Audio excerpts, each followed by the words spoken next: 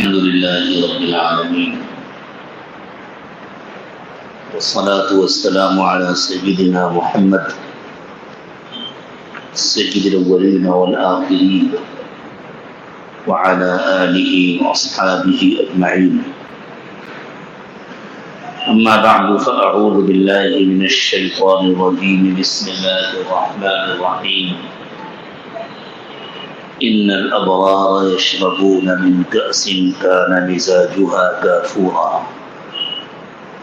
عينا يشرب بها عباد الله يفجرونها تفجيرا يوفون بالنذر ويخافون يوما كان شره مستطيرا ويطعمون الطعام على حبه مسكينا ويتيما وأسيرا إنما نطعمكم لوجه الله لا نريد منكم جزاء ولا شكورا إنا نخاف من ربنا يوما عبوسا قمطريرا فوقاهم الله شر ذلك اليوم ولقاهم نضرة وسرورا وجزاهم بما صبروا جنة وحريرا متكئين فيها على الأرائك لا يرون فيها شمسا ولا زمهريرا سبحان ربك رب العزة عما يصفون وسلام على المرسلين والحمد لله رب العالمين.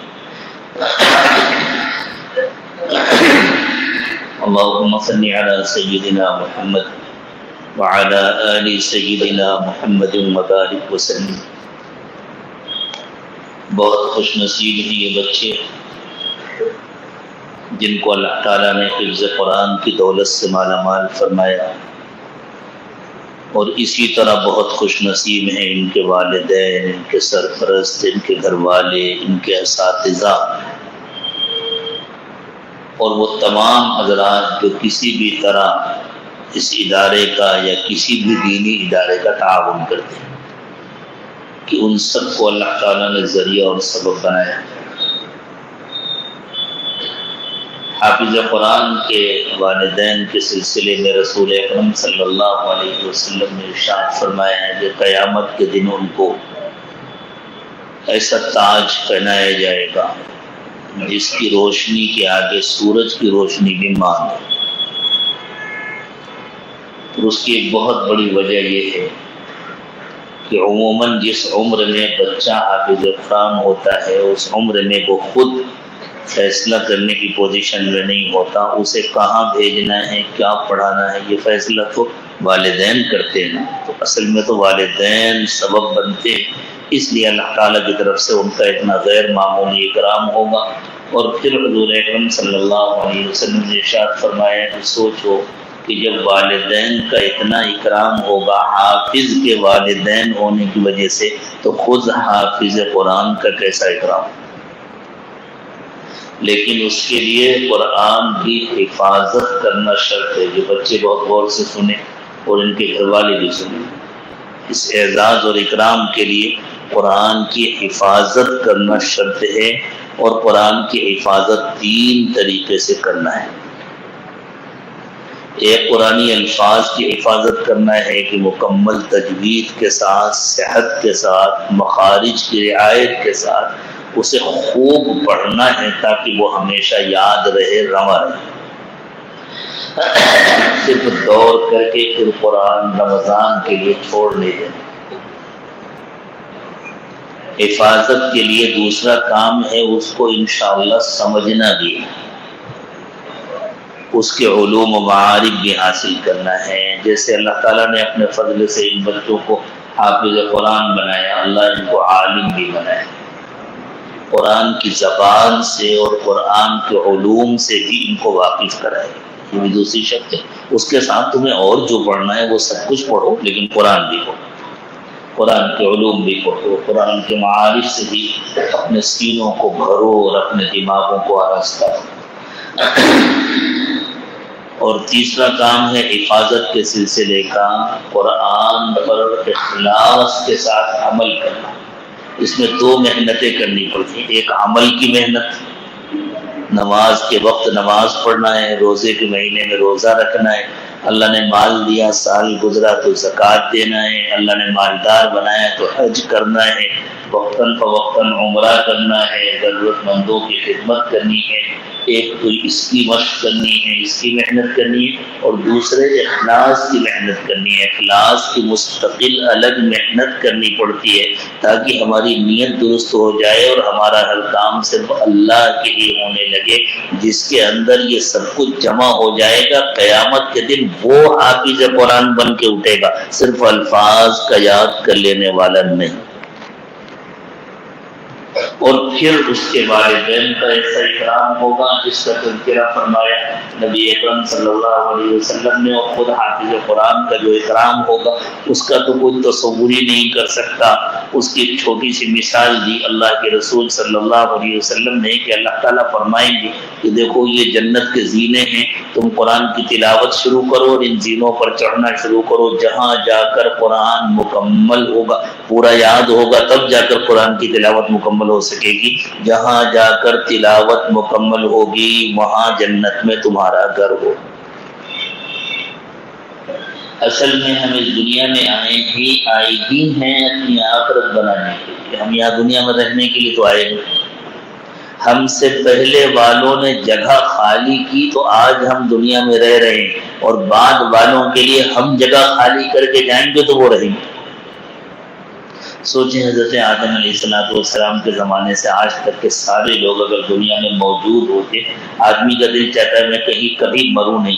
اگر ہم سے پہلے والے نہ مرے ہوتے تو پیدا ہونے کے بعد ہمیں زمین میں پیر رکھنے کی جگہ نہ ملی ہوتی۔ لیکن اللہ تعالیٰ نے ایک نظام بنایا ہے، یہ دنیا دارالعمل ہے، یہ کام کی جگہ ہے، یہ اصل انعام کی جگہ نہیں ہے، یہ اصل اجرت کی جگہ نہیں ہے۔ انعام کی جگہ تو جنت ہے، انعام کے لیے دوسری زندگی ہے جو مرنے کے بعد شروع ہوتی ہے، یہ تو کام والی زندگی ہے، یہ کام کی جگہ ہے۔ ہم یہاں آئے ہیں اپنی آخرت بنانے، اور آخرت اس کی بنتی ہے جو اللہ کی مرضی کے مطابق زندگی گزارتا ہے، دل سے وہ اللہ کا ہو جاتا ہے، صرف چند ظاہری رسمیں نہیں پورا کرتا۔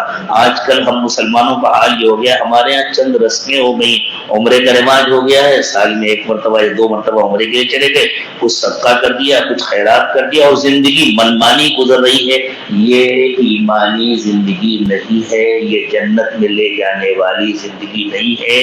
جنت میں جانے کے لیے پوری زندگی مکمل اللہ کی مرضی کے مطابق گزارنی ہوگی۔ میں نے اسی قسم کا ایک مضمون ایک مرتبہ یوپی کے ایک شہر میں بیان کر دیا تھا، تو بھیونڈی کے بہت سے سیٹ مجھ سے ناراض ہو گئے تھے، لیکن اس ناراضگی کا میری صحت پر آج تک کوئی اثر نہیں پڑا۔ ہو سکتا ہے آج کی گفتگو سے بھی بہت سارے لوگ ناراض ہو جائیں، تو انشاءاللہ ان کی ناراضگی سے میرے اجر میں اضافہ ہوگا، لیکن سچی بات مجھے کہنی ہے، نہیں کہوں گا تو اللہ ناراض ہو جائے گا۔ اب بندوں کی ناراضگی سے ڈریں یا اللہ کی ناراضگی سے ڈریں؟ کامل اخلاص ضروری۔ چند رسمیں جو ہیں وہ جنت میں لے جانے کے لیے کافی نہیں۔ یہ تو رسمیں ہو گئی نا، عمرہ کرنے سے حج کرنے سے عزت ملتی ہے۔ سیٹ صاحب عمرہ کرنے جا رہے تھا، ایک بڑا قافلہ جا رہا ہے بھیجنے والوں کا، اور دعوتیں ہو رہی ہوئی، اس سے تو عزت ملتی ہے۔ ایک طالب علم نے مجلس کے آغاز میں جن آیات کریمہ کی تلاوت کی تھی، سورۃ الدہر کی آیات، میں انہی کی روشنی میں تھوڑی دیر آج گفتگو کر رہا ہوں آپ سے۔ اس میں اللہ تعالیٰ نے یہ بتلایا کہ جنت میں کون لوگ جائیں گے، جنت کے انعامات کن کو ملیں گے، وہ ابرار، اللہ کے نیک بندے۔ ابرار کون ہیں؟ جن کی زندگی میں بر ہوگا، بر کہتے ہیں نیکی۔ اور پھر خود اللہ تعالیٰ نے سورہ بقرہ میں تفصیل سے یہ بتلایا، نیکی چند رسم و رواج کے مجموعے کا نام نہیں ہے، اس کا تعلق دل سے ہے، اور دل کی پوری زندگی پر حکمرانی ہوتی ہے۔ جب دل بدلتا ہے تو پوری زندگی بدلتی ہے، جب دل بدلتا ہے تو پھر چند اعمال نہیں آتے۔ پھر چند کام نہیں آتے. جب دل بدلتا ہے تو پوری زندگی بدلتی ہے. جب دل بدلتا ہے تو دل میں اللہ کا خوف آتا ہے, آخرت کا ڈر آتا ہے, تو پھر پوری زندگی تبدیل ہوتی ہے. پھر ایسا نہیں ہوتا کہ عبادتیں بھی ہو رہی ہیں اور معاملات کی خرابیاں بھی ہیں, جھوٹ بھی چل رہا ہے, وعدہ خلافی بھی ہو رہی ہے, ملاوٹ بھی ہو رہی ہے. ایسا نہیں ہوتا. جب دل بدلتا ہے تو پوری زندگی بدلتی ہے. انسان کمزور ہے, اس سے گناہ ہو سکتا ہے, انسان معصوم نہیں ہو جاتا. معصوم صرف انبیاء کرام علیہ السلام ہیں, چونکہ ان کو اللہ تعالیٰ نے دوسرے انسانوں کے لیے نمونہ بنایا. وہ معصوم نہیں ہوں گے تو نمونہ کیسے بنیں گے؟ باقی دوسرے انسان معصوم نہیں ہوتے.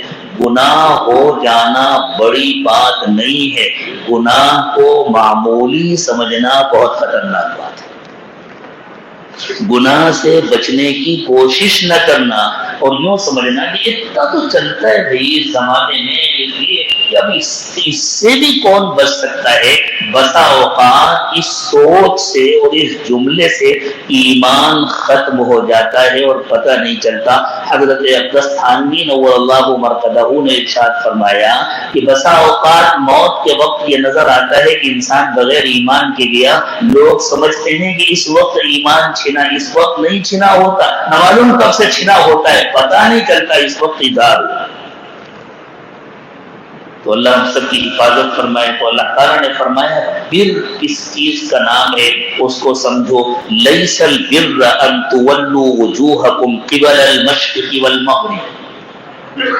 یہودیوں کے ہاں اس پر بڑا زور تھا, ادھر منہ کرو, ادھر منہ کرو, یہ کام ایسے کرو, یہ کام ایسے کرو. اللہ نے فرمایا مشرق کی طرف یا مغرب کی طرف منہ پھیر لینے کا نام بر نہیں ہے. وَلَكِنَّ الْبِرَّ مَنْ آمَنَ بِاللَّهِ وَالْيَوْمِ الْآخِرِ وَالْمَلَائِكَةِ وَالْكِتَابِ وَالنَّبِيِّينَ. بر نیکی کا تعلق اندر سے ہے, نیکی کا تعلق دل سے ہے. جب دل میں نیکی آتی ہے تو پھر انسان اللہ کو مانتا ہے جیسے ماننا چاہیے, اور آخرت کو مانتا ہے اور آخرت سے ڈرتا ہے, فرشتوں کو مانتا ہے, اللہ کی کتاب کو مانتا ہے, تمام پیغمبروں کو مانتا ہے, اور پھر وہ اللہ کو راضی کرنے کے لیے اپنا مال خرچ کرتا ہے. وَآتَى الْمَالَ عَلَى حُبِّهِ ذَوِي الْقُرْبَى وَالْيَتَامَى وَالْمَسَاكِينَ وَابْنَ السَّبِيلِ. اور مال کی محبت کے باوجود اس کا دل چاہتا ہے کہ میرے پاس مال باقی رہے تاکہ میں کوئی جائیداد خرید سکوں, کوئی زمین خرید سکوں, اپنے بچوں کے لیے کوئی بیلنس کر سکوں. تو مال کی محبت ہوتی ہے. ایسا نہیں ہے کہ دل مال کی محبت سے خالی ہو جاتا ہے. اگر دل میں مال کی محبت نہ ہو تو پھر مال خرچ کرنا کمال کیا ہوا؟ پھر گھر کا کوڑا کرکٹ نکال کر پھینکا جاتا ہے, اس کو کوئی سخاوت کہتا ہے, اس کو کوئی کمال کی بات کہتا ہے, اس لیے کہ اس کوڑے کرکٹ سے کوئی محبت نہیں, اس کوڑے کرکٹ سے کوئی تعلق نہیں ہے. اللہ نے دل میں مال کی محبت ڈالی ہے اور اللہ کہتے ہیں مال کی محبت باقی رہے گی. تم اپنے دل میں اللہ کی محبت اتنی بڑھاؤ اور اپنے دل میں آخرت کا ڈر اتنا بڑھاؤ کہ اللہ کی محبت مال کی محبت پر غالب آ جائے, اور آخرت میں حساب کتاب کا ڈر مال کی محبت پر غالب آ جائے, اور اپنے آپ کو آخرت کے عذاب سے بچانے کے لیے, آخرت کی پکڑ سے بچانے کے لیے اپنا مال خرچ کرو. آخر آدمی کسی مقدمے میں پھنس جاتا ہے تو اپنے کو بچانے کے لیے پولیس کے پاس پہنچاتا ہے, تھیلیاں کے نہیں پہنچاتا, اپنا مال خرچ کرتا ہے اپنے کو بچانے کے لیے. وہ تو ناجائز طریقے پر خرچ کرتا ہے. اللہ کہتے ہیں جائز طریقے پر خرچ کرو, اپنے آپ کو جہنم سے بچانے کے لیے, اپنے آپ کو ہماری پکڑ سے بچانے کے لیے مال خرچ کرو. جب اللہ کی پکڑ سے بچانے کے لیے انسان مال خرچ کرتا ہے تو پھر کسی پر احسان نہیں رکھتا, بلکہ اللہ کا احسان مانتا ہے کہ اللہ آپ کا کرم ہے, آپ نے ہمیں توفیق عطا فرما دی. وَآتَى الْمَالَ عَلَى حُبِّهِ. مال کی محبت کے باوجود وہ مال خرچ کرتا ہے, اور کس کو دیتا ہے؟ ذوی القربا. یاد رکھو سب سے مشکل کام ہے رشتہ داروں پر خرچ کرنا. دور والوں پر خرچ کرنا بہت آسان ہے, رشتہ داروں پر خرچ کرنا بہت مشکل ہے, اس لیے کہ رشتہ داروں سے شکایتیں بہت ہوتی ہیں, رشتہ داروں کے ساتھ مسائل بہت ہوتے ہیں. ہاں ایسا کہہ دیا تھا, فلاں موقع پر یہ کر دیا تھا, ہمارے گھر میں شادی تھی تو آیا نہیں تھا, یا بالکل کھانے کے وقت میں آیا تھا, ہاتھ بٹانے نہیں آیا تھا, کام کرانے نہیں آیا. رشتہ داروں میں بڑی شکایتیں ہوتی ہیں, اس لیے رشتہ داروں کا تعاون کرنا آسان نہیں ہوتا, اور رشتہ دار احسان بھی نہیں مانتا. وہ کہتا اتنا تو دیا ہے اللہ میاں نے، اگر دے دیا تو کون سا کمال کیا، اور زیادہ دے دیتے تب بھی کچھ نہ گھٹ جاتا ہے ان کا۔ تو رشتہ دار احسان بھی نہیں مانتا، اس کے باوجود رشتہ دار پر خرچ کرنا، اللہ کی محبت دل میں ہوگی تبھی آدمی رشتہ داروں پر خرچ کر سکتا ہے، ورنہ دور دور والوں پر آدمی خرچ کر دیتا ہے، قریب والوں پر نہیں خرچ کرتا۔ اللہ تعالیٰ نے سب سے پہلے رشتہ داروں کا تذکرہ کیا، اور حضور اکرم صلی اللہ علیہ وسلم نے ایک صحابی سے ارشاد فرمایا اگر تم رشتہ داروں پر مال خرچ کرو گے تو تمہیں دوہرا اجر ملے گا، ایک ذوی القربہ کا حق ادا کرنے کا اجر، ایک اللہ کے راستے میں خرچ کرنے کا۔ وَآتَ الْمَالَ عَلَىٰ حُبِّهِ ذَوِي الْقُرْبَىٰ، بھائی پریشان ہے، والدین کو ضرورت ہے، اور دوسرے رشتہ دار ہیں، سلبی رشتہ دار ہیں، سسرالی رشتہ دار ہیں، دور قریب کے جو بھی رشتہ دار ہیں، جس کا رشتہ جتنا قریب کا ہے اس کا حق اتنا زیادہ ہے، اور جس سے بھی رشتہ ہے اس کا حق ہے، سب سے پہلے ان پر خرچ کریں۔ تو مال کی محبت کے باوجود جو رشتہ داروں پر مال خرچ کرتا ہے، اور یتیم اور مسکین اور مسافر اور ان مانگنے والوں پر خرچ کرتا ہے، اور جو بیچارے کسی مصیبت میں پھنس گئے ہیں، کسی مقدمے میں کوئی ماخوذ ہو گیا ہے، جیسے ہماری تنظیمیں الحمدللہ بے قصوروں کے مقدمات لڑتی ہیں، ہر شخص نہیں جا سکتا ان کی جان چھڑانے کے لیے، ان کا مقدمہ لڑنے کے لیے، لیکن جب ہم ان تنظیموں کا تعاون کرتے ہیں اور وہ لڑتی ہیں تو اس حکم میں شامل ہو جاتے ہیں۔ وہ پھر رقاب جن کی گردنیں پھنسی ہوئی ہیں، جو بے قصور پھنس گئے ہیں، ان کی جان چھڑانے کے لیے، اس زمانے میں تو غلام ہوا کرتے تھے جو بیچارے آزادی چاہتے تھے تو ان کو پیسے دے کر کے آزادی دلائی جاتی تھی، اس زمانے میں اس کی شکلیں بدل گئی ہیں، غلام تو نہیں رہ گئے، لیکن کتنے بے قصور ہیں جو جیلوں میں سڑ رہے ہیں، ان کو چھڑانے کے لیے پیسے خرچ کرتے ہیں، اور اس کے ساتھ صرف اتنا نہیں کہ پیسے خرچ کرتے ہیں، اپنی ذات سے اللہ کو یاد کرتے ہیں، اللہ کی عبادت کرتے ہیں، وَأَقَامَ الصَّلَاةَ نماز قائم کرتے ہیں، وَآتَى الزَّكَاةَ اور زکات دیتے ہیں۔ اللہ، یہ کیا ہوا؟ پہلے پوری تفصیل اللہ نے بتلا دی، مال خرچ کرتے ہیں رشتہ داروں پر، غریبوں پر، مسکینوں پر، یتیموں پر، مسافروں پر، جو بیچارے کسی مصیبت میں پھنسے ان کو چھڑانے کے لیے یہ کرتے، اور زکات دیتے۔ زکات تو سال میں ایک مرتبہ فرض ہے، وہ تو دینا ہی دینا ہے۔ اللہ تعالیٰ فرما رہے ہیں جس کے دل کے اندر نیکی ہوتی ہے وہ سال بھر اس طرح اپنا مال خرچ کرتا ہے، وہ ہمیشہ اپنا مال خرچ کرتا رہتا ہے، وہ اس طرح ضرورت مندوں کو تلاش کرتا ہے اور اس طرح خرچ کرتا ہے کہ گویا اس کی ہتھیلی میں سوراخ ہو گیا ہے، اس کے ہاتھ میں مال بچتا ہی نہیں۔ وَأَقَامَ الصَّلَاةَ وَآتَى الزَّكَاةَ نماز قائم کرتا ہے، زکات دیتا ہے، اور نیک وہ لوگ ہیں وَالْمُوفُونَ بِعَهْدِهِمْ إِذَا عَاهَدُوا کہ جب کسی سے وعدہ کرتے ہیں تو اپنا وعدہ پورا کرتے ہیں، اور ہر حال میں اللہ کے حکم پر جمے رہتے ہیں۔ وَالصَّابِرِينَ فِي الْبَأْسَاءِ وَالضَّرَّاءِ وَحِينَ الْبَأْسِ حالات موافق ہوں یا مخالف ہوں وہ اللہ کا کہنا مانتے ہیں، اور جب دشمنوں سے مقابلہ ہوتا ہے تو منہ موڑ کر بھاگتے نہیں ہیں۔ اولئک الذین صدقوا یہ ہیں سچے لوگ، واولئک هم المتقون یہ ہیں متقی لوگ، یہ ہیں تقوی والے، یہ ہیں وہ نیک لوگ جن کے بارے میں قرآن نے کہا ان الابرار یشربون من کأس کان مزاجها کافورا، یہ جو نیک لوگ ہیں جنت میں ان کو ایسے جام پیش کیے جائیں گے، جنت کی شراب طہور ان کو پلائی جائے گی جس میں کافور کی آمیزش ہوگی۔ جنت کی شراب میں نشہ نہیں ہوگا، جنت کی شراب میں نقصان نہیں ہوگا، اس میں سرور ہوگا، اس میں لذت ہوگی، اور اس میں نفع ہی نفع ہوگا۔ تو ان کو جنت کی شراب پلائی جائے گی جس میں کافور کی آمیزش ہوگی، اور یہ کافور کیا ہے؟ یہ دنیا والا کافور نہیں ہے، صرف نام کی مشابہت ہے، کوئی تصور بھی نہیں کر سکتا۔ اللہ کے رسول صلی اللہ علیہ وسلم نے فرمایا جنت کی جو نعمتیں ہیں تم کو سمجھانے کے لیے ان کو دنیا کی نعمتوں کے ناموں کے ذریعے بتلایا گیا ہے، ورنہ دنیا کی کوئی نعمت جنت کی کسی نعمت کا مقابلہ نہیں کر سکتی۔ یہ ایسا چشمہ ہوگا کہ ان نیک لوگوں کو اس چشمے کے پاس نہیں جانا پڑے گا پینے کے لیے، جہاں یہ بیٹھیں گے چشمہ ان کے پاس آیا کرے گا۔ اور کیا اس کا نمونہ اللہ تعالیٰ نے ہمیں نہیں دکھایا؟ کیا بارش کے زمانے میں پانی کے چشمے ہمارے گھروں میں نہیں آتے؟ بادل پانی لے کر آتے ہیں نا، کہاں کہاں جاتے ہیں، ہزار کلومیٹر کا سفر کرتے ہیں، پانی بھر کر کے لاکھوں لاکھ ٹن پانی لے کر کے بادل سفر کرتے ہیں، اور جہاں اللہ کا حکم ہوتا ہے وہاں پانی برساتے ہیں۔ بالکل اسی طرح یہ چشمہ ہوگا جس میں بس یہ جنتیوں کے ساتھ ساتھ چلا گیا، انہوں نے اشارہ کیا اور آ گیا، پینا ہے پی لیا، پھر اشارہ کیا چلا گیا۔ یہ موبائل قسم کا چشمہ ہوگا، چلتا پھرتا رہے گا، اور جیسے وہ چاہیں گے جہاں وہ چاہیں گے وہاں آ جائے گا۔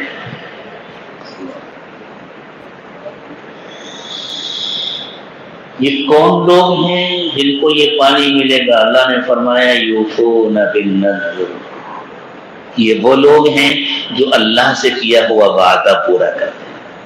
جب ہم نے پڑھا لا الہ الا اللہ محمد رسول اللہ تو ہم نے اللہ کا کہنا ماننے کا وعدہ کر لیا، ہم نے حضرت محمد صلی اللہ علیہ وسلم کی اطاعت و فرما برداری کا وعدہ کر لیا۔ نذر عربی زبان میں وعدہ کرنے کو کہتے ہیں، اپنے اوپر لاگو کر لینے کو کہتے ہیں۔ جیسے کوئی بندہ نظر مانتا ہے نا، وہ ہم اپنی زبان میں کہتے ہیں نظر مان لیا، اللہ فلاں کام ہو جائے گا تو ہم ایک بکرا ذبح کرائیں گے، فلاں کام ہو جائے گا تو ہم اتنے بچوں کی دعوت کریں گے، فلاں مدرسے میں کھانا پکوا کر کے بھیجیں گے، یا فلاں کام کریں گے، مدرسہ بنوائیں گے، مسجد بنوائیں گے، اور فلاں مہمان خانہ بنوائیں گے، اسپتال بنوائیں گے، اسکول بنوائیں گے، یعنی اپنے اوپر لاگو کر لیا۔ تو نذر کے معنی ہے کہ ہم نے اللہ سے جو وعدہ کیا، کلمہ پڑھ کر ہم نے اپنے آپ پر یہ لاگو کر لیا کہ ہم اپنی مرضی کی زندگی نہیں گزاریں گے۔ کلمہ پڑھنا اور پھر اپنی مرضی کی زندگی گزارنا، ان دونوں باتوں کا کوئی جوڑ نہیں ہے۔ اگر کوئی کلمہ پڑھنے کے بعد بھی یہ سمجھتا ہے کہ میں اپنی مرضی کی زندگی گزاروں گا تو وہ منافق ہے، اور نفاق سے اللہ ہم سب کی حفاظت فرمائے۔ ان المنافقین فی الدرک الاسفل من النار، منافق کو تو جہنم کا سب سے سخت عذاب دیا جائے گا، جہنم کے سب سے نچلے حصے میں ہوگا منافق۔ اللہ ہمیں کامل ایمان نصیب کرے۔ یوفون بالنذر، یہ وہ لوگ ہیں جو اللہ سے کیے ہوئے وعدے کو پورا کرتے ہیں۔ وَيَخَافُونَ يَوْمًا كَانَ شَرُّهُ مُسْتَطِيرًا، اور اس دن سے ہر وقت ڈرتے رہتے ہیں جس کی مصیبت معمولی نہیں ہوگی۔ قیامت کے دن جن کو مصیبت ہوگی بس اللہ حفاظت فرمائے وہ معمولی نہیں ہوگی، لیکن جو اللہ سے ڈرنے والے لوگ ہیں اللہ تعالیٰ ان کو قیامت کے دن کی مصیبت سے بچائیں گے، ان کے چہرے نہیں بگڑیں گے۔ اللہ کے نافرمانوں کے تو چہرے بگڑ جائیں گے، دیکھنے کے قابل نہیں ہوں گے۔ کتنوں کے تو اس دنیا میں رہتے ہوئے موت کے وقت چہرے بگڑ جاتے ہیں، دیکھنے کے قابل نہیں ہوتے، اور کتنے چہرے ہوتے ہیں جو نہایت تر و تازہ ہو جاتے ہیں، بیماری کی وجہ سے پہلے بجھے سے ہوتے ہیں اور انتقال کے بعد اچانک تر و تازہ ہو جاتے ہیں۔ یہ اصل میں جنت میں کیسے چہرے ہوں گے اس کی ایک جھلک ہوتی ہے جو اللہ تعالیٰ دنیا میں دکھاتے ہیں۔ وَيَخَافُونَ يَوْمًا كَانَ شَرُّهُ مُسْتَطِيرًا، وہ اس دن سے ڈرتے رہتے ہیں جس کی مصیبت بہت خطرناک ہوگی۔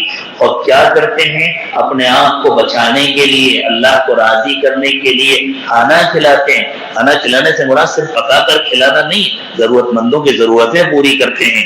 وَيُطْعِمُونَ الطَّعَامَ عَلَىٰ حُبِّهِ، مال کی محبت کے باوجود، کھانے کی محبت کے باوجود، دل کہتا ہے، نفس کہتا ہے روک لو کام آئے گا، اور اللہ کا ڈر کہتا ہے نہیں خرچ کرو یہی کام آئے گا۔ بندہ جو خرچ کرتا ہے وہ اس کا انویسٹ ہوتا ہے آخرت میں، وہ اس کا جمع ہوتا ہے اللہ کے ہاں۔ تو شیطان سکھاتا ہے مال بچاؤ کام آئے گا، اور اللہ کہتے ہیں خرچ کرو یہی کام آئے گا۔ اگر اس کے دل میں آخرت کا ڈر ہوتا ہے، اگر اس کے دل میں اللہ کی محبت ہوتی ہے تو وہ اپنی آخرت بنانے کے لیے اور اللہ کو راضی کرنے کے لیے خرچ کرتا ہے۔ وَيُطْعِمُونَ الطَّعَامَ عَلَىٰ حُبِّهِ، اور یہ لوگ کھانے کی محبت کے باوجود، مال کی محبت کے باوجود کھانا کھلاتے ہیں۔ مسکینا و یتیما و اسیرا، مسکین کو، ضرورت مند کو، کسی یتیم کو، کسی قیدی کو، جتنے ضرورت مند ہیں سب اس میں شامل ہیں۔ اور کھانا کھلا کر، ان کو کپڑے پہنا کر، ان کا علاج کرا کے، ان کی ضرورتیں پوری کر کے ان پر احسان نہیں رکھتے ہیں، بلکہ جا کر کے نماز پڑھ کر کے اللہ سے رو کر کے کہتے ہیں اللہ آپ کا احسان ہے کہ اللہ نے آپ نے خرچ کرنے کی توفیق عطا فرما دی، اللہ قبول فرما لے تو کام بن جائے گا، ورنہ سب کچھ ضائع ہو جائے گا۔ جو خرچ کیا اگر قبول نہ ہوا یہ بھی ضائع ہو جائے گا، جو بچا اس کو بھی ہم چھوڑ کر کے چلے جائیں گے۔ اللہ اگر آپ قبول فرما لے تو ہماری بگڑی بن جائے گی، ہماری آخرت بن جائے گی۔ وہ کسی پر احسان نہیں رکھتے، اور اگر کوئی ان کا شکریہ ادا کرتا ہے تو وہ کہتے ہیں کہ بھائی شکریہ کیسا، یہ تو اللہ کا احسان ہے کہ اللہ نے توفیق دی، ہم تو اللہ کو راضی کرنا چاہتے ہیں، بس بجائے شکریہ ادا کرنے کے لیے دعا کر دو قیامت کے دن ہم اللہ کی پکڑ سے بچ جائیں، اللہ کے عذاب سے بچ جائیں، قیامت کے دن کی ذلت و رسوائی سے بچ جائیں، قیامت کے دن کی سرخروئی حاصل ہو جائے۔ انما نطعمکم لوجہ اللہ، ہم تو تمہیں صرف اللہ کو راضی کرنے کے لیے کھلاتے ہیں، لا نريد منکم جزاء ولا شکورا، نہ ہمیں تم سے کوئی بدلہ چاہیے نہ شکریہ کے کلمات چاہیے۔ اِنَّا نَخَافُ مِن رَبِّنَا يَوْمًا عَبُوسًا قَمْطَرِيرًا، ہم تو اپنے اللہ سے ڈرتے ہیں، ہمیں ڈر ہے اس دن کا جس دن چہرے بگڑ جائیں گے، جس دن چہرے بدل جائیں گے، دیکھنے کے قابل نہیں رہیں گے چہرے نافرمانوں کے۔ اللہ اس دن کے شر سے، اس دن کی مصیبت سے ہم سب کی حفاظت فرمائے۔ تو پھر کیا ہوتا ہے؟ فَوَقَاهُمُ اللَّهُ شَرَّ ذَلِكَ الْيَوْمِ، پھر اللہ اپنے ایسے بندوں کے لیے فیصلہ فرما دیتے ہیں، نہیں اس دن ان کی کوئی بے عزتی نہیں ہوگی، یہ اس دن ذلیل نہیں ہوں گے، اس دن ان کے چہرے نہایت خوبصورت ہوں گے، نہایت شاداب ہوں گے، تر و تازہ ہوں گے۔ وَلَقَّاهُمْ نَضْرَةٌ وَسُرُورًا، ان کے چہرے پر تازگی ہوگی اور ان کے چہرے سے خوشی نظر آ رہی ہوگی۔ وَجَزَاهُمْ بِمَا صَبَرُوا جَنَّةً وَحَرِيرًا، اور جو زندگی بھر یہ اللہ کے دین پر جمے رہے، نفع ہو یا نقصان جھوٹ نہیں بولنا، نفع ہو یا نقصان بے ایمانی نہیں کرنا، جس سے جتنے دن کا وعدہ کیا ہے اتنے دن میں ادا کرنا ہے، ایک دن بھی دیر کرنا حرام ہے، اور ایک دن بھی کسی کا پیسہ روک لینے کے بعد پوری کمائی حرام ہو جاتی ہے۔ پوری کمائی میں ایسے گندگی شامل ہو جاتی ہے جیسے ایک بالٹی آب زمزم میں ایک قطرہ پیشاب کو شامل کر دیا۔ اللہ ہماری زندگیوں کو بدل دے اور ہماری مصیبتیں ختم فرما دے۔ وَجَزَاهُمْ بِمَا صَبَرُوا، یہ جو دین پر جمنے میں ذرا صبر کرنا پڑتا ہے، برداشت کرنا پڑتا ہے، اور صبر کے معنی ہی ہے جمنا۔ کچھ بھی ہو جائے ہمیں تو اللہ کا حکم پورا کرنا ہے، ہمیں تو اللہ کا کہنا ماننا ہے۔ تو ان کو بدلے میں کیا ملے گا؟ جنت۔ ان کو اللہ جنت دیں گے اور ریشم کے کپڑے پہنائیں گے، دنیا کا ریشم نہیں، وہ آخرت کا ریشم، وہ جنت کا ریشم۔ بس نام کی مشابہت ہے صرف کہ اس کو بھی ریشم کہا گیا، اس کو بھی ہم ریشم کہتے ہیں، ورنہ اس کا اور اس کا کوئی تقابل ہی نہیں ہے۔ جیسے دیکھیں گاڑیاں ہوتی ہیں نا، ایک معمولی سی کار ہے اس کو بھی کار کہتے ہیں، ایک بہت قیمتی BMW ہے اور فلاں ہے اور فلاں، ہمیں تو نام بھی نہیں معلوم، آپ کو تو ہم سے زیادہ نام معلوم ہوں گے۔ تو کہنے کو تو دونوں کا نام ایک ہی ہوتا ہے، لیکن کتنی قیمت میں فرق ہے اور کتنی اس کے جو سہولتیں ہیں، اس کا جو آرام ہے، اس میں کتنا زیادہ فرق ہوتا ہے۔ بالکل اسی طرح دنیا کی نعمتوں کا جو نام ہے، اللہ تعالیٰ نے جنت کی نعمتوں کا تو وہی نام رکھا تاکہ ہم آسانی سے سمجھ سکیں، لیکن اتنا زیادہ فرق ہوگا کہ وہاں جا کر پتہ چلے گا جب انسان جنت کی کسی نعمت کو دیکھے گا۔ قرآن پاک نے بیان کیا وَأُتُوا بِهِ مُتَشَابِهًا، جب جنت کے پھل آئیں گے تو آدمی کہے اچھا یہ آم ہے، ہاں ہم دنیا میں کھاتے تھے، اور جب کھائے گا تو کہے گا ارے ہم تو سوچ بھی نہیں سکتے تھے، ہم نے تو پوری زندگی میں اتنا مزیدار آم کبھی کھایا نہیں تھا، ہم نے تو پوری زندگی میں اتنا مزیدار انگور کبھی نہیں کھایا تھا، اور صرف ایک مرتبہ نہیں، آج کھایا اور کل جب دیکھی اچھا کل بھی ہم نے آم کھایا تھا، آج بھی ویسے ہی مزیدار ہوگا، اب آج کھا رہے ہیں تو اس سے کہیں زیادہ لذیذ اور اس سے کہیں زیادہ مزیدار۔ ہر مرتبہ نعمت میں اضافہ ہوگا، مقدار میں بھی اضافہ ہوگا، کیفیات میں بھی اضافہ ہوگا۔ تو اللہ تعالیٰ ریشم پہنائیں گے۔ متقین فیہا علی الارائک، یہاں کو مجلسیں جمتی ہیں نا، بیٹھتے ہیں، گپیں مارتے ہیں، یہاں وہاں کی باتیں کرتے ہیں، وقت گزارتے ہیں اور زندگی ضائع کرتے ہیں، زندگی برباد کرتے ہیں۔ میرے دوستو یہ زندگی ضائع کرنے کے لیے نہیں، اللہ کی قسم ایک ایک سیکنڈ ہمارا کروڑوں روپے سے زیادہ قیمتی ہے۔ اللہ فرماتے ہیں یہ زندگی ضائع کرنے کے لیے نہیں ہے، یہ زندگی آخرت بنانے کے لیے ہے۔ یہاں تو اللہ کو یاد کر لو، یہاں تو آخرت بنا لو۔ تمہیں بہت بیٹھ کر باتیں کرنے کا شوق ہے، یہ کام جنت میں کرنا انشاءاللہ۔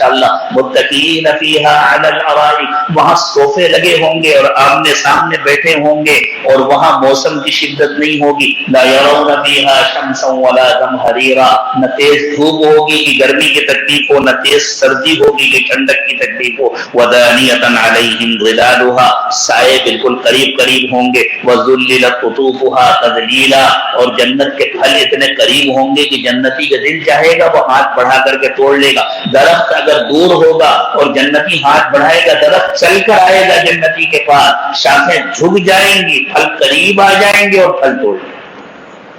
تو میرے دوستو، یہ جو مدرسہ چل رہا ہے، یہ جو حفظ قرآن کی محنت ہو رہی ہے، اور جتنے دینی کام ہو رہے ہیں، جتنی دینی محنتیں ہو رہی ہیں، وہ سب اس لیے ہے کہ ہماری آخرت بن جائے. اور آخرت تب بنے گی جب ہم بار بن جائیں گے، نیک بن جائیں گے، جب ہم ابرار میں شامل ہو جائیں گے. اور اللہ تعالیٰ نے فرمایا ابرار میں شامل ہونے کے لیے ضروری ہے کہ ہمارے اندر عبدیت آ جائے، بندگی آ جائے. بندگی کے معنی ہے غلامی.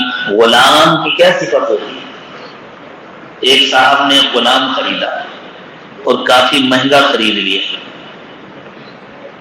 لیکن ان کا دل چاہا کہ آج میں ہی خریدوں گا تاکہ نام ہو شہر میں کہ فلاں سیٹھ صاحب نے اتنا مہنگا غلام خریدا. اب جب لے کر کے گھر چلے تو سوچا اتنا مہنگا غلام ہے تو ذرا معلوم تو کر لیں بھائی کھاتا کیا ہے. بہت شاندار کھانا کھاتا ہوگا اور کم سے کم ایئر کنڈیشن روم میں رہتا ہوگا، اس کے لیے تو 5 اسٹار ٹائپ کا روم بنانا پڑے گا، اتنا مہنگا غلام ہے. تو سوچا بات کیسے کروں، نام تو مجھے معلوم نہیں. تو بھائی تمہارا نام کیا ہے؟ اس نے کہا حضور میرا کوئی نام نہیں. کیا مطلب؟ میرا تمہارا کوئی نام نہیں؟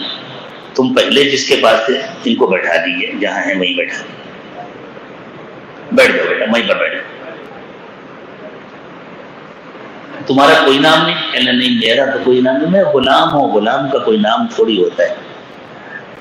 آپ کے خریدنے سے پہلے میرا جو مالک تھا اس نے میرا ایک نام رکھا تھا، اب وہ مالک نہیں رہ گیا، اس کا رکھا ہوا نام اس کے پاس گیا. اب آپ مجھے بتلائیے میرا کیا نام ہے؟ اس غلام نے کہا میرا اپنا کوئی نام نہیں، آپ مجھے بتلائیے میرا کیا نام ہے. جب تک میں آپ کی ملکیت میں اس وقت تک آپ کا دیا ہوا نام رہے گا، اگر آپ بیچ دیں گے کوئی اور خرید لے گا وہ میرا نام رکھے گا. انہوں نے کہا اچھا بھائی آج تک تمہارا نام عبداللہ ہے، ٹھیک ہے آپ نے نام رکھ دیا، میرا نام عبداللہ ہے. کہ بھائی یہ بتلاؤ عبداللہ تم کھاتے کیا ہو؟ کہنے کے کمال ہے، میری اپنی کوئی مرضی نہیں ہے، میں تو غلام ہوں، آپ جو کھلائیں گے وہ میں کھاؤں گا، آپ جو پہنائیں گے وہ میں پہنوں گا، آپ جو پلائیں گے وہ میں پیوں گا، اور آپ جہاں مجھے سونے کو کہہ دیں گے وہاں میں سو جاؤں گا. آپ مجھے بیڈ پر سلائیں گے تو میں بیڈ پر سوؤں گا، آپ مجھے زمین پر سلائیں گے تو میں زمین پر سوؤں گا. یہ ہے عبدیت. اور جن آیات کریمہ کا میں نے ترجمہ کیا ان میں اللہ تعالیٰ نے درمیان میں ایک جملہ ارشاد فرمایا عَيْنًا يَشْرَبُ بِهَا عِبَادُ اللَّهِ، یہ وہ چشمہ ہے جس سے اللہ کے بندے پانی پئیں گے، یعنی وہ لوگ پانی پئیں گے جن کے اندر عبدیت ہوگی، جن کے اندر بندگی ہوگی. بندگی سے بڑھ کر اللہ تعالیٰ کو کوئی چیز پسند نہیں ہے. اسی لیے ہم غور کریں، حضور اکرم صلی اللہ علیہ وسلم کو ایک ایسا کمال اللہ کی طرف سے دیا گیا جس میں آپ کے ساتھ کوئی شریک نہیں. نبوت میں تو آپ کے ساتھ بہت سارے لوگ شریک ہیں، کتنے انبیاء کرام ہیں، حضرت آدم سے لے کر کے حضرت عیسیٰ علیہ السلام تک جتنے انبیاء کرام تشریف لائے ہیں سب نبوت میں آپ کے ساتھ شریک ہیں. وہ بھی آپ بھی نبی ہیں، وہ بھی نبی تھے. رسالت میں کتنے اولو العزم پیغمبر ہیں جو آپ کے ساتھ شریک ہیں کہ آپ بھی رسول ہیں، وہ بھی رسول تھے. صاحب کتاب ہونے میں بھی کتنے شریک ہیں. آپ صاحب کتاب ہیں تو حضرت نوح بھی صاحب کتاب ہے، حضرت ابراہیم بھی صاحب کتاب ہے، حضرت موسیٰ بھی صاحب کتاب ہے، حضرت داؤد بھی صاحب کتاب ہے، حضرت عیسیٰ بھی صاحب کتاب ہے. کسی کی کتاب محفوظ رہی، کسی کی کتاب محفوظ نہیں رہی، لیکن اللہ تعالیٰ نے آپ کو امام الانبیاء بنایا ہے. اس وقت میں کوئی آپ کے ساتھ شریک نہیں ہے. اور اللہ تعالیٰ نے آپ کو اپنا جو قرب خاص عطا فرمایا، خاص طور سے معراج کے موقع پر اللہ تعالیٰ نے آپ کو جتنا قرب عطا فرمایا اس میں کوئی آپ کے ساتھ شریک نہیں ہے. لیکن آپ دیکھیں معراج کے 2 حصے ہیں. ایک سفر کا مرحلہ ہے زمین سے زمین کا کہ آپ نے مسجد حرام سے مسجد اقصی تک کا سفر کیا. دوسرا مرحلہ ہے زمین سے آسمانوں کا. اللہ تعالیٰ نے جب دونوں کا تذکرہ کیا تو دونوں جگہ آپ کی عبدیت کا ذکر فرمایا. سبحان الذی اسریٰ بعبدہ لیلا من المسجد الحرام کہ اللہ اپنے پاک ہے وہ اللہ جو اپنے بندے کو رات کے چھوٹے سے حصے میں مسجد حرام سے مسجد اقصی لے گیا، اور جب آپ آسمانوں پر تشریف لے گئے اور اللہ تعالیٰ سے آپ کو قرب خاص نصیب ہوا، تو اس موقع پر اللہ تعالیٰ نے فرمایا فَأَوْحَىٰ إِلَىٰ عَبْدِهِ مَا أَوْحَىٰ، اللہ نے اپنے بندے کے دل میں وہ ڈال دیا جو اللہ ڈالنا چاہتے تھے۔ تو عبدیت سے بڑی کوئی چیز نہیں ہے اللہ کے ہاں، اللہ کے پاس عظمت ہے، اللہ کے پاس بڑائی ہے۔ اگر کوئی بڑائی ظاہر کرتا ہے، کوئی بڑا بنتا ہے، تو اللہ تعالیٰ ارشاد فرماتے ہیں، حدیث قدسی کا مفہوم ہے، جو بڑا بنتا ہے وہ میری بڑائی میں گویا شریک ہونا چاہتا ہے، میں اسے پھاڑ کر کے دیتا ہوں۔ اللہ تعالیٰ کو تو عبدیت پسند ہے، اور نمازی بن جانا، روزے دار بن جانا، سخی بن جانا، خوب مال خرچ کرنا، خوب عمرے کرنا، خوب حج کرنا، عمارتیں بنوانا، مسجد بنوانا، مدرسہ بنوانا، فنا کام کرنا، یہ سب اتنا مشکل نہیں ہے، بندہ بننا مشکل ہے۔ اللہ ہمیں بندہ بنا دے، بندہ۔ جو بندہ بنے گا آخرت کی نعمتیں اس کے لیے ہیں، جو بندہ بنے گا جنت کی نعمتیں اس کے لیے۔ تو اللہ تعالیٰ ہمیں بندگی عطا فرمائے۔ حضور اکرم صلی اللہ علیہ وسلم کے سب سے بڑے مقام کو اللہ تعالیٰ نے ذکر فرمایا، تو فرمایا آپ بندگی کے سب سے اعلیٰ مقام پر ہیں، ہم غلام ہیں حضرت محمد صلی اللہ علیہ وسلم کے۔ آج اللہ اس پورے مجمع کو توفیق عطا فرمائے کہ ہمیں عبدیت نصیب ہو جائے، ہمیں بندگی نصیب ہو جائے۔ تو یہ ساری محنتیں اسی لیے ہو رہی تاکہ ہمارے اندر بندگی آ جائے، اور بندہ بننے کے لیے کسی بندے کے سامنے پائمال ہونا پڑتا ہے۔ بندہ بننے کے لیے اور اپنے اندر بندگی لانے کے لیے کسی ایسے کے سامنے کہ اپنے آپ کو کسی ایسے کے حوالے کرنا پڑتا ہے جس کو اللہ تعالیٰ نے بندگی عطا فرما دی ہو، اور اس کی صحبت میں رہ کر کے اس کی تربیت کے ذریعے سے اللہ تعالیٰ یہ صفت عطا فرماتا ہے۔ حفظ قرآن کی اس مجلس کو اللہ تعالیٰ بھی انتہا قبول فرمائے، اور میں نے عمومی گفتگو اسی لیے کی، اور انہی آیات کی روشنی میں نے تو نہیں کہا تھا طالب علم سے کہ تم ان آیات کو پڑھنا، میں نے تو یہ سمجھا کہ اللہ تعالیٰ کی طرف سے اس کے دل میں ڈالا گیا، اور شاید اللہ کی منشا یہی ہے کہ اللہ کا یہ پیغام پہنچایا جائے۔ میں نے تو اللہ کا پیغام اللہ کے بندوں تک پہنچایا ہے، اور سب سے زیادہ اپنے کو محتاج سمجھ کر، سب سے زیادہ اپنے کو مخاطب بنا کر پہنچایا ہے کہ ان باتوں کا سب سے بڑا محتاج تو کہنے والا ہے۔ اللہ اسے بھی توفیق عطا فرمائے، سننے والوں کو بھی توفیق عطا فرمائے، اور اللہ کرے کہ یہ سلسلہ اور بڑھے اور دراز ہو، ہمارے گھروں میں قرآن پاک کا نور پہنچے، اور ہماری زندگیاں تبدیل ہوں، ہمارے دل قرآن پاک سے روشن ہو، منور ہو۔ قرآن کو اللہ تعالیٰ نے شفا بنایا۔ بات ختم کرتے ہوئے سب کے کام کے لیے ایک بات کہہ دیں، آج کون سا گھر ہے جس میں کوئی نہ کوئی بیمار نہ ہو، اور کون انسان ہے جس کے ساتھ کوئی نہ کوئی پریشانی نہ لگی ہو؟ قرآن پاک کی چھوٹی سی سورت ہے، سورہ تغابن، 28ویں پارے کی سورت ہے۔ آج میں آپ کو ایک تحفہ دے کر کے جا رہا ہوں، روزانہ سورہ تغابن پڑھنے کا معمول بنا لیں سب لوگ، پوری نیکی کے ارادے کے ساتھ، پورے تقوی کے ارادے کے ساتھ، آدھا ادھورا نہیں کہ اتنا کر لیا کافی ہے، نہیں، جو باتیں عرض کی گئی اس کی روشنی میں، لیکن اس کے ساتھ فجر کی نماز کے بعد روزانہ سورہ یاسین اور سورہ تغابن پڑھ لیا کریں، پھر دیکھیں کیسی برکتیں آتی۔ اور اگر کوئی بیمار ہو جائے 41 مرتبہ سورہ تغابن پڑھ کر کے دم کرے، کوئی مصیبت آ جائے، کوئی پریشانی آ جائے، کوئی جھوٹا مقدمہ ہو، کوئی فساد ہے، بار بار سورہ تغابن پڑھیں، زیادہ لوگ مل کر کے سورہ تغابن پڑھیں، اور اگر ضرورت پڑے تو 101 مرتبہ سورہ تغابن پڑھیں، اور پھر اللہ تعالیٰ سے دعا کریں اور برکت دیکھیں۔ بیماروں کے لیے خاص طور پر، خاص طور سے اس زمانے میں جو بیماری بہت عام ہوتی جا رہی، کینسر کی بیماری، دل کے امراض، اس کے لیے مریض کثرت سے سورہ رحمان کی تلاوت کریں اور سورہ رحمان کی تلاوت سنیں۔ قرآن پاک کو اللہ تعالیٰ نے شفا بنایا ہے، قرآن سے ہمارے دنیا کے مسائل بھی حل ہوتے ہیں، اور قرآن سے ہمارے آخرت کے مسائل بھی حل ہوں گے،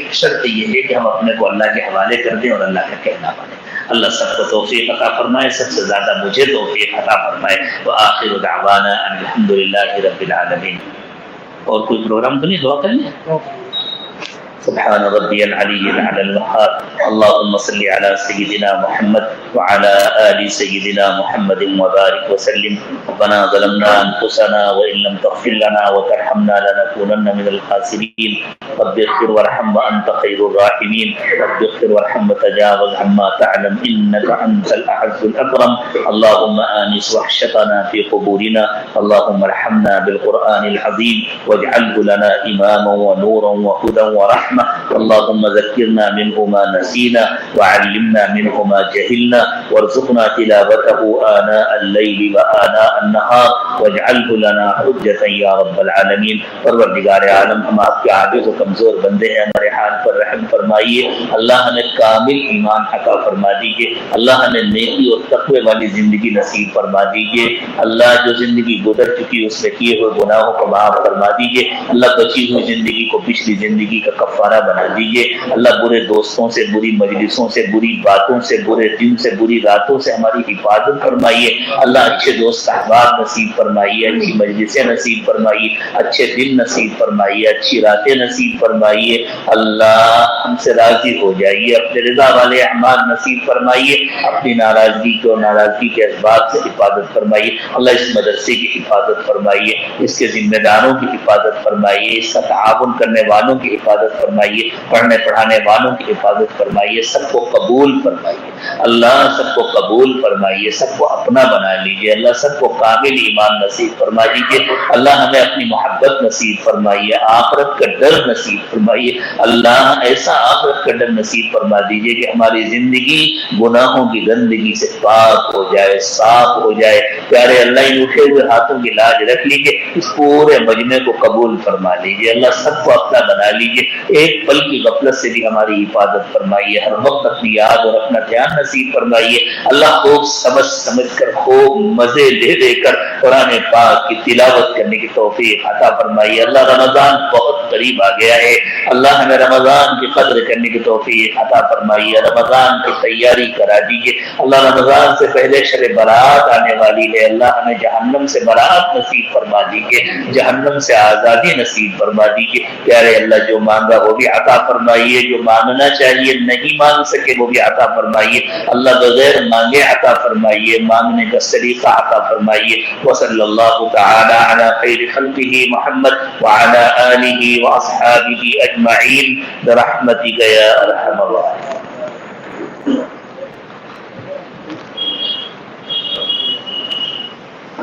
آپ سبھی حضرات کا دل کی گہرائیوں سے شکریہ. آپ نے چلیں بھائی جزاکم اللہ خیر. آپ سبھی حضرات کے لیے مکان لگا ہوا ہے. آپ حضرات کھانا کھا کر نصیب کریں. اور کچھ حضرات نے بچوں کو یہاں حالات میں چلیں مولانا کھا کے ہی جائے گا، حالت کھا کے